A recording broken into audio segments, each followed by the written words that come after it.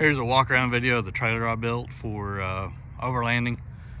As you can see, I've got a pretty large rooftop tent sitting on top of it. Mubasa is the brand.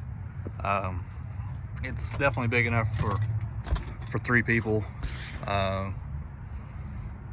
Me, wife, and 2 kids have slept up here. Not a ton of extra room, but it's pretty decent for 3. The trailer is built from the ground up. I designed a walking beam suspension for it, and I'm utilizing ATV style wheels and tires, but these are DOT approved, so everything's street legal. I've pulled it at 70-75 down the highway, and it seems to track fine. The axles, there's no spring in the system, but because of the articulation of the axles, and they're fully independent, there's no axle crossing in between the two. It handles extremely well off-road and still tracks pretty smooth on-road. The frame is 1.5 by 3 inch rectangular tubing. Most of the other frame is 1 inch square tubing, the box trailer. The sides are steel, 14 gauge on the sides, 11 gauge on the floor plate, with this roughly 1/8 of an inch. The tongue telescopes, so here it is in its all full out position, which is best for towing behind long wheelbase vehicles, but you can shorten it up significantly. The track width is 65 inches, which matches my Polaris Razor side by side, which is what I originally designed this for, but then I decided that it could be used for behind a Jeep or Tacoma or even a full-size truck. Up front there's a rack that just gas cans, toolbox, whatever you want to put up there. The upper rack also telescopes, so here it is in its full up position. I'm 5'10" and can have to duck just a little bit to get underneath it, but it's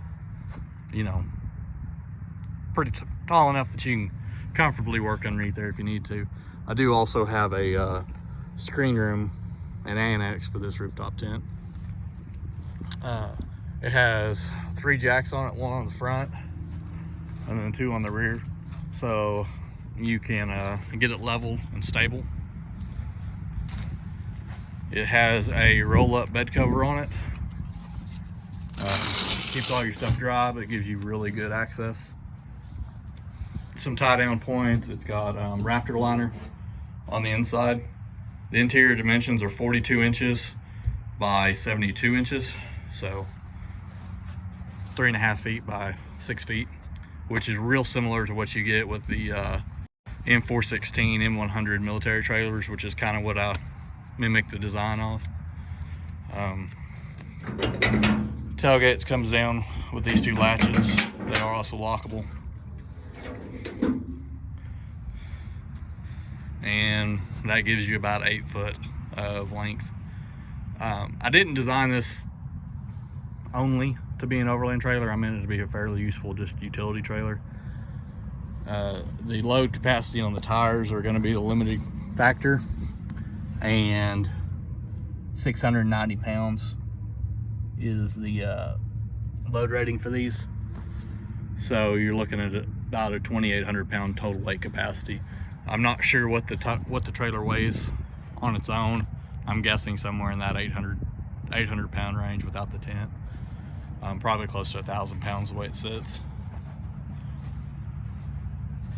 But the tongue is a full slide through design. So on the rear I've got a rear recovery point, but that tongue length runs the length of the trailer, and you can actually remove the tongue completely for storage or whatever you need. Or if you ever got stuck in a way where you had to recover it backwards, you can actually pull the tongue out, put it on the back end, and be able to pull it out like a normal trailer. I did the wiring with that in mind too. So you've got just a regular 4-pin connector here. Basically you just have to cut that 1 zip tie to do that.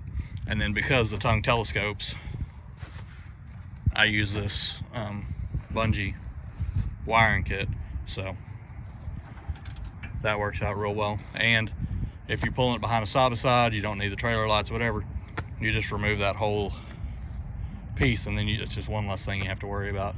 All the wiring is fully loomed and held in place with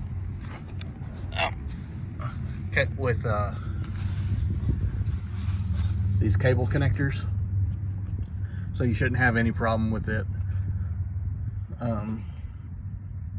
you know, ripping wires off of it. Here's a good shot of the suspension. This piece is completely independent from one over there. This is just a brace, but I think it's around 18 or 19 inches of ground clearance under this. So more than pretty much any 4x4 on the market. It's way more than even my Razor is on 32-inch tires. So, but everything's basically pivots off of a grade 8 5/8 inch bolt that you know, is easy to find, easy to replace. The hubs are a 4-lug pattern, but it's a 1 1/16 inch spindle, so you can buy bearings off the shelf at any parts store. I tried to keep everything very easy to source, and the trailer itself extremely simple. There's almost no moving parts in this. You've got the pivot point here and the moving parts inside the bearings, and that is it. I did take the time, and it's dirty under here, but the whole underside has been painted, so you shouldn't have to worry. It should take a long time to rust out, and with the thickness of material that I used here, I don't think you're going to have any issue with the rust with it rusting through. The axles are 2 pieces of 1.5 inch 11 gauge tubing stacked on top of each other, reinforced with a piece of 3 inch by 3/16 angle iron on this side, and 3 inch 1/8 inch flat plate on that side. So shouldn't have to worry about any bending, any warping, anything like that. That was a revised design from the first setup, and I just can't imagine that possibly bending under normal use. So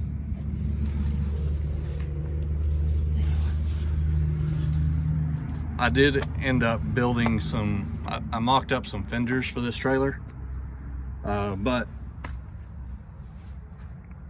it really turned out to not need them. It was just extra weight, but I left the provisions in here, the mounting points for it, so you could always add those later if you needed to.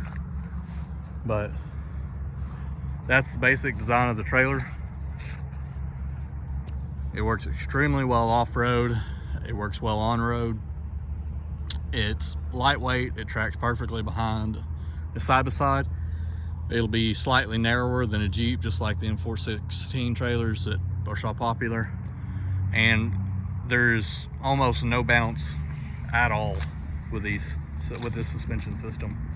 It stays flat. It doesn't tend to tip over like a single axle trailer will. And just to, you know, if you do some research on walking being axle designs, you'll see how effective they are off-road.